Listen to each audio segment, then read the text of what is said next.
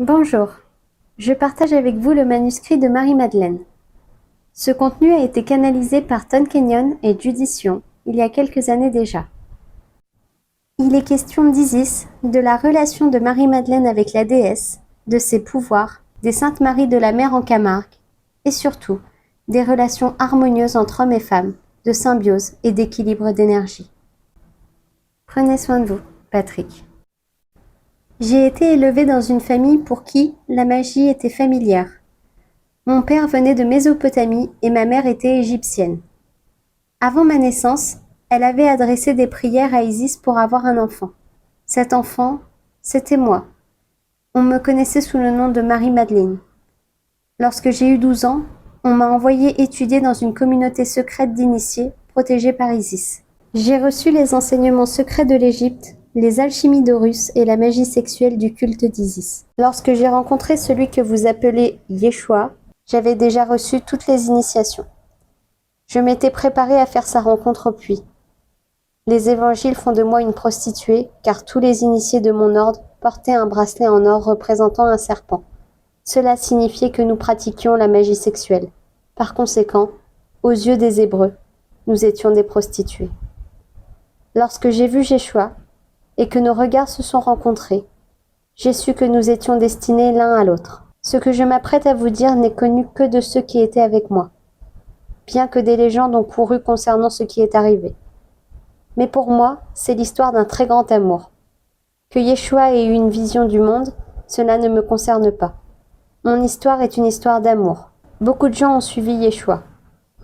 Et les occasions que nous avons eues d'être ensemble n'ont pas été nombreuses. Les évangiles n'évoquent pas ces faits, car seuls ceux qui étaient avec nous le savaient. Avant que Yeshua se rende au jardin de Gethsémani, nous avons conçu un enfant dont le nom devait être Sar. L'histoire que je m'apprête à vous raconter va paraître fantastique.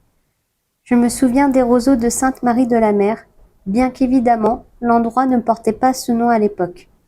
C'est là que notre bateau a approché du rivage. Sar était encore très jeune. Elle n'avait pas un an. J'étais déchirée entre le chagrin et l'ébahissement le plus total. J'étais présente quand Yeshua a été crucifié. Avec sa mère, nous l'avons accompagné jusqu'à sa tombe et nous l'avons enveloppé. Je me souviendrai toujours de l'odeur de la myrrhe. C'est l'un des onguents que nous avons utilisés. Yeshua m'est apparu dans son corps de lumière. Je ne pouvais en croire mes yeux. Voilà pourquoi j'ai touché ses blessures. Les disciples étaient jaloux du fait qu'il soit venu à moi en premier. C'est très bizarre d'un côté. Mon bien-aimé était transporté dans une autre dimension, un autre monde, et de l'autre côté, moi et notre fille traversions la Méditerranée seuls et sans lui. Nous étions plus en sécurité et nous avions dû quitter l'Égypte où nous nous étions réfugiés. Lorsque nous avons fait la traversée et que nous sommes arrivés sur les rives de ce qui allait devenir la France, tout était encore sauvage. Ce sont les prêtresses du culte d'Isis qui nous y accueillirent, et nous nous sommes mis en chemin en direction du nord pour nous placer sous la protection des druides, car Isis les avait avertis. Ils avaient entendu son appel qui leur demandait de protéger sa fille, Sar. C'est ainsi que nous avons cheminé jusqu'à une autre vaste étendue d'eau, que nous avons traversée pour nous retrouver dans ce qui est aujourd'hui l'Angleterre. Là, on nous a mis au secret dans le sein des druides, au Thor et à Glastonbury. Nous étions moins en danger ici qu'en Israël ou en Égypte. Mais l'influence de Rome s'étendait jusqu'en Angleterre et nous avons dû nous cacher. Nous avons vécu là pendant des années et c'est à cet endroit que Sar a épousé un homme dont les descendants sont les chevaliers du Temple. Pour ma part, je suis allée vers le nord au pays de Galles, là où j'ai vécu jusqu'à la fin de mes jours. Je dois dire que pendant ces années où j'ai vécu seule au bord de la mer, Yeshua m'a souvent rendu visite. Bien entendu, pas comme avant, car son corps était constitué davantage d'énergie et de lumière que de chair. Mais c'était tout de même extraordinaire de me trouver de nouveau avec lui. À ma mort, il était là, et m'a emporté vers ce que certains appellent le paradis, qui en vérité est simplement un espace dans l'âme. Je commence mon récit par la rencontre de la margelle du puits, car par bien des côtés, c'est ici que ma vie a vraiment commencé. Toutes les années auparavant n'ont été qu'une préparation à cette rencontre. Ce matin-là, je sentais que quelque chose se préparait. Il y avait en moi un sentiment d'excitation, une sorte de tremblement des bras et des jambes, même avant notre rencontre. J'étais déjà au puits avant qu'il arrive. J'avais déjà descendu mon seau dans le puits, qu'il était venu me prêter main forte. Certains des disciples, voyant le bracelet en serpent d'or, ont pris pour acquis que j'étais une prostituée, et furent consternés que leur maître vienne en aide à une personne comme moi. Mais cela ne me toucha point. J'étais dans un autre monde, transporté par les yeux de Yeshua. Nos regards se rencontrèrent, et ce fut comme si je contemplais l'éternité entière. À ce moment-là, je sus que c'était pour lui qu'on m'avait préparé, et lui aussi le savait. Je l'accompagnais, me tenant au dernier rang de ceux qui le suivaient. Et le soir venu, nous nous éloignions ensemble. Pas tous les soirs cependant, car il était très recherché. Moi qui avais été formée aux alchimies d'Horus et à la magie sexuelle d'Isis, et qui étais considérée comme une adepte avancée par mes maîtres, la première fois que je fus dans les bras de Yeshua, je tremblais comme une feuille, et je dus lutter pour retrouver dans mon désir le chemin central qui mène au trône le plus élevé, chemin qui avait fait l'objet de ma formation. En mariant les techniques que j'avais apprises et les méthodes qu'il avait assimilées en Égypte, Yeshua et moi avons réussi à charger notre corps, Ka, son corps énergétique d'une lumière et d'une force plus importante, de façon à ce qu'il lui soit plus facile de travailler avec ceux qui venaient le voir. Et voilà exactement ce qui est arrivé. Et ce n'est pas sans ironie que les évangiles rapportent que j'étais au puits lorsque Yeshua est arrivé. Mais ces nombreuses nuits où Yeshua et moi étions seuls, c'est lui qui vint à mon puits, pour s'abreuver par moi aux puissances d'Isis, se recharger et se renforcer. Je m'arrête un instant pour contempler tout ce qui est arrivé. On dirait un rêve d'une clarté extraordinaire encore aujourd'hui. À raconter cette histoire, mon cœur tremble comme si c'était hier. Ma première nuit avec Yeshua se dessine dans mon esprit aussi clairement que les cieux au-dessus de Jérusalem. Après avoir réussi à vaincre mes désirs de femme et m'être élevée dans l'alchimie spirituelle à laquelle j'étais formée, j'ai pu voir la forme spirituelle de Yeshua, déjà lumineuse, déjà resplendissante de lumière. Une colombe se tenait au-dessus de sa tête, et des rayons dorés en émanaient. Sa forme spirituelle reculait les sceaux de Salomon, Hathor, Isis, Anubis et Osiris, confirmant qu'il avait subi ces initiations. Il présentait aussi d'autres symboles que je ne comprenais pas, car ils provenaient de cultures qui m'étaient inconnues ou sur lesquelles je n'avais pas reçu d'enseignement. Mais à partir des sceaux égyptiens que je connaissais, je conclus qu'il était sur le sentier du dieu suprême Horus. Il n'était toutefois pas encore passé par son initiation à la mort, et je savais que c'était justement la raison pour laquelle j'avais été attiré vers lui cette fois-ci, afin de consolider son âme grâce au pouvoir d'Isis et de la mer cosmique, de sorte qu'il puisse traverser le portail des ténèbres et atteindre Horus. Cette nuit-là, après avoir fait l'amour, et ainsi manier nos corps spirituels et les avoir fusionnés l'un à l'autre, et l'alchimie ayant déclenché ses effets en nous, Yeshua se laissa gagner par le sommeil. Tandis que je le tenais dans mes bras, je sentis un changement s'amorcer en moi, un désir de le protéger, l'espoir d'être toujours avec lui. Et j'eus en même temps conscience que nous serions séparés par des forces plus puissantes que ma volonté. L'Église prétend que j'étais une prostituée. Moi, je vous dis que c'est l'Église qui est la prostituée, car elle voudrait vous faire croire que la femme est un être impur et que la passion sexuelle entre l'homme et la femme est mauvais. Pourtant, c'est dans le magnétisme de la passion qu'est engendrée la matrice de l'ascension. Le secret des secrets était connu de tous les initiés d'Isis, mais je n'avais pas imaginé que ce pourrait être moi qui serais appelé à le réaliser pleinement avec un être tel que Yeshua. Pour moi, c'est un cheminement de l'esprit et du cœur, pour ceux qui aimeraient savoir quel a été notre parcours physique cependant. Après la crucifixion de Yeshua, Marie, la mère de Yeshua, Joseph d'Arimathie, Aaron, son fils, alors âgé de 12 ans, 2 autres jeunes femmes et moi-même avons pris la route de l'Égypte du Nord. Ironiquement, nous avons d'abord été entraînés vers l'est, puis nous avons dû faire une halte en chemin pour le ravitaillement, car notre bateau était minuscule. Ensuite, notre périple passa d'abord par Malte et la petite île d'Oudiche, puis par la Sardaigne et la pointe de ce qu'on appelle aujourd'hui Sainte Terra. Finalement, nous avons abouti à Sainte-Marie de la Mer, cheminer vers le nord de la France en passant par Rennes-le-Château, puis traverser la Manche pour se rendre en Angleterre, comme on l'appelle aujourd'hui. Pour finir, nous nous sommes installés à Glastonbury pendant plusieurs années jusqu'à ce que Sarah ait 12 ans. Lorsqu'elle eut 12 ans, nous sommes retournés parmi les roseaux du bord de la Méditerranée, là où nous avions accosté en provenance d'Égypte. C'était le point le plus proche de l'Égypte qui soit aussi sans danger pour nous. Là, j'ai initié ma fille au culte d'Isis et je lui ai fait prendre un bain dans les eaux de la Méditerranée, comme l'indiquent les enseignements que j'avais reçus. Nous sommes ensuite retournés à Glastonbury jusqu'à ce que ma fille, la fille de Yeshua, ait l'âge de se marier, à 16 ans. Elle a épousé le fils d'une famille bien connue dont les descendants devaient donner naissance aux Templiers, bien qu'à cette époque-là les chevaliers du Temple n'existaient pas. Le sang dont Sarah est issue a donc couru dans les veines des Templiers eux-mêmes.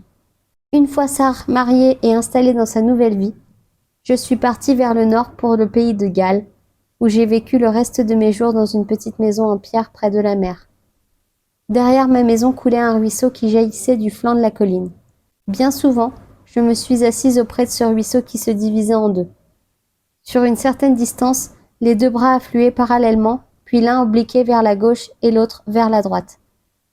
Et je réfléchissais, assise entre deux ruisseaux, au courant qui entraînait ma vie et à celui qui avait emporté la vie de Yeshua, et au fait que, pendant un moment, les deux courants avaient filé ensemble, puis s'étaient séparés.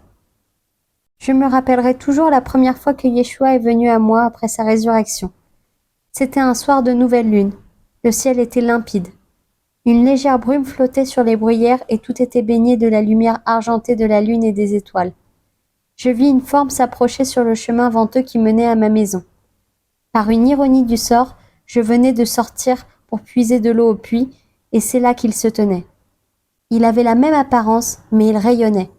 Impossible de ne pas le reconnaître. Mes yeux se sont remplis de larmes, mon cœur tremblait. Je courus vers lui, mais je m'arrêtai net, me souvenant de ses paroles prononcées juste après la résurrection. « Ne me touche pas encore, avait-il dit alors, car je ne suis pas encore monté jusqu'au Père. Oh, combien l'initié d'Isis en moi, pendant toutes ces années, a désiré rétablir les faits. Qu'a-t-il voulu dire par ces paroles? Car les chrétiens n'ont reçu en héritage qu'une partie de la vérité. La part la plus importante est demeurée cachée au milieu des mystères de la Grande Mère. Et comme l'Église a cherché à priver de ses droits tout ce qui est féminin, la vérité est restée scellée et inaccessible. En cette vérité concerne le corps K lui-même, ce que les initiés nomment le double éthérique ou le jumeau spirituel, car chargé d'une quantité suffisante de vitalité et d'énergie. Il ressemble au corps physique. Contrairement à celui-ci toutefois, le K n'est pas constitué de matière mais d'énergie et de lumière. Et lorsque Yeshua est venu à moi après sa résurrection, il est venu dans son corps K. Cependant, son K n'avait pas encore été stabilisé car Yeshua ne s'était pas élevé jusqu'au Père, c'est-à-dire jusqu'à l'esprit suprême de sa propre âme. Avant d'y parvenir, il devait passer par le portail de la mort et parcourir son chemin dans l'inframonde de son propre être. Il faisait cela pour deux raisons, d'après moi. Premièrement, en tant qu'âme maîtresse, c'était une façon d'apporter un important afflux de pouvoir à son cas. En second lieu, il lui fallait ouvrir le passage par la mort, afin que d'autres puissent le suivre et traverser les ténèbres plus facilement en suivant son sillage de lumière. Ainsi, cette première nuit de nos retrouvailles, mon cœur s'est rempli de la joie d'être de nouveau avec lui, et je le ressens aujourd'hui aussi clairement et aussi fortement qu'alors. Il est venu un peu avant minuit pour repartir au point du jour. Pendant ces heures où nous étions étendus tous les deux, nos corps K s'entremêlèrent une fois de plus, nul besoin de parler. Nous communiquions par télépathie et sans l'acte sexuel physique, le pouvoir serpentin en lui s'unissait au pouvoir serpentin en moi, et il montait en suivant le trajet sacré le long de notre épine dorsale jusqu'au siège au sommet du crâne, le coronal. Cela me plongeait dans une extase de béatitude pure. C'est ainsi que nous nous sommes rencontrés des années durant. Il venait me voir sous cette forme plusieurs fois par an. Parfois, nous bavardions. La plupart du temps, nous étions tout simplement en union. Je lui ai demandé où il allait quand il n'était pas avec moi. Il a répondu qu'il allait visiter de nombreux lieux sacrés sur terre et qu'il avait rencontré bien des gens différents. À son dire, il traçait un chemin de lumière. Lors de l'une de ses visites, je lui ai demandé d'expliquer. Il traça un cercle sur la terre battue de ma maison, et je reconnus les 2 triangles du sceau de Salomon, dont l'intersection forme l'étoile de David. Il me dit que plusieurs régions du monde existaient dont nous n'avions pas connaissance dans notre région. Bon nombre présentaient des points qui correspondaient aux points du sceau de Salomon. En se rendant en ces lieux, il s'assurait que son œuvre s'enracinait dans le sol de ce monde. Parmi toutes les fois où Yeshua m'a rendu visite, celle dont le souvenir est le plus vif est à la fois où il est venu alors que Sarah était encore chez moi. Elle venait de tomber enceinte et voulait recevoir ma bénédiction. J'étais tout à ma joie de la retrouver et de recevoir ses compagnons de voyage. Elle m'a fait prévenir par les druides, mais la nouvelle de sa visite ne m'est parvenue que la veille de son arrivée. Elle demeura avec moi 3 jours, et Yeshua apparut le second. Pouvez-vous vous rendre compte à quel point la situation était particulière? Sarah n'avait jamais rencontré son père, et Yeshua n'avait jamais connu sa fille. Et voilà qu'ils étaient l'un face à l'autre. Le corps de son père était retourné à l'état d'élément en un éclair de lumière au moment de la résurrection. Donc maintenant il avait la forme de son cas, qui émettait une lumière unique. Tous deux étaient très émus. Sarah jusqu'aux larmes, Yeshua jusqu'au pathos. Ils ont passé 1 heure à marcher ensemble dehors.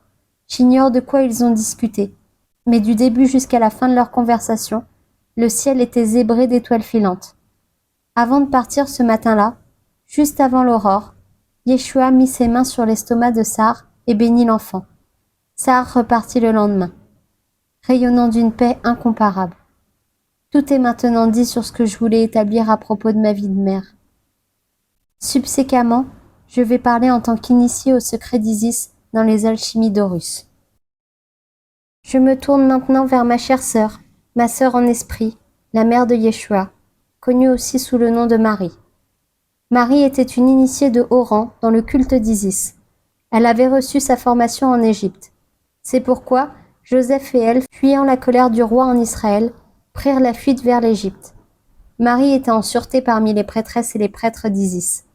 Sa formation avait été différente de la mienne, mais nous servions la même cause.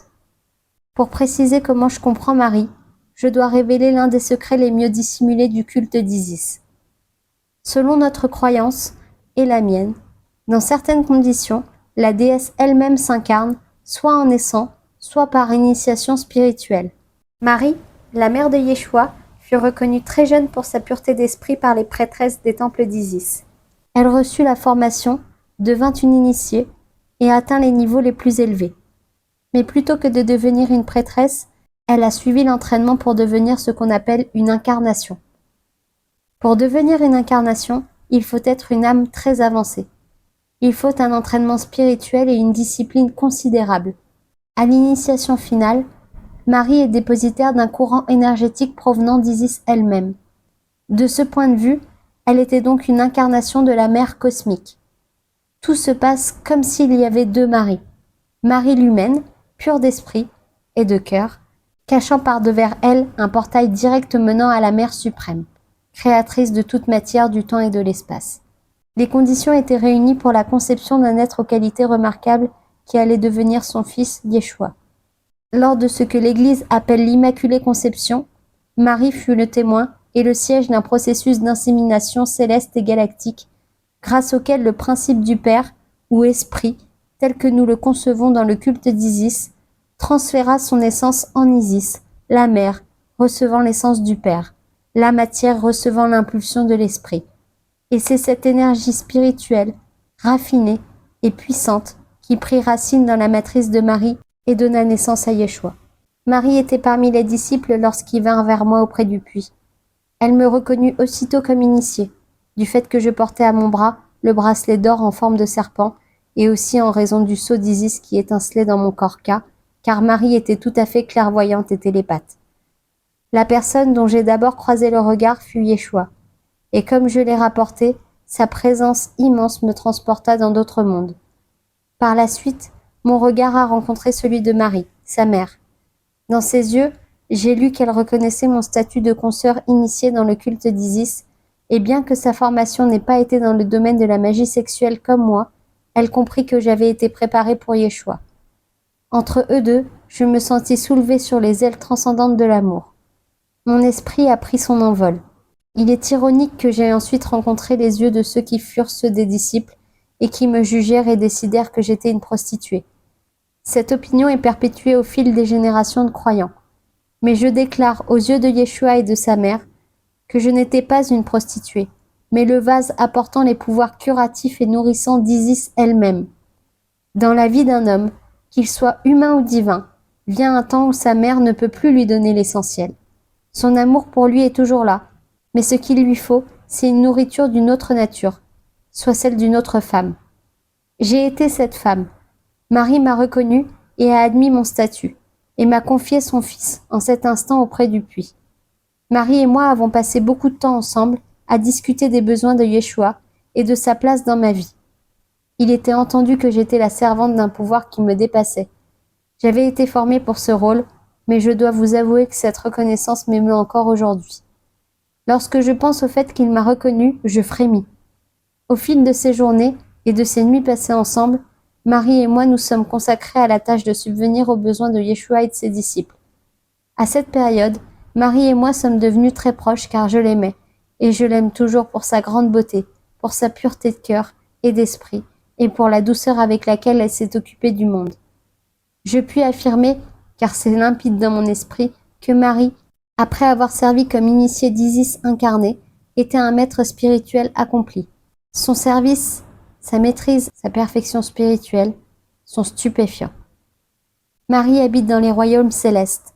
Sa compassion et son amour se répandent sur l'ensemble de l'humanité. Chacun peut s'adresser à elle, quelles que soient ses croyances. Si quelqu'un l'évoque, qu'il sache qu'il est entendu. Il faut maintenant que je clarifie ma compréhension des choses. Je veux parler de la magie sexuelle du culte d'Isis et des alchimies d'Horus.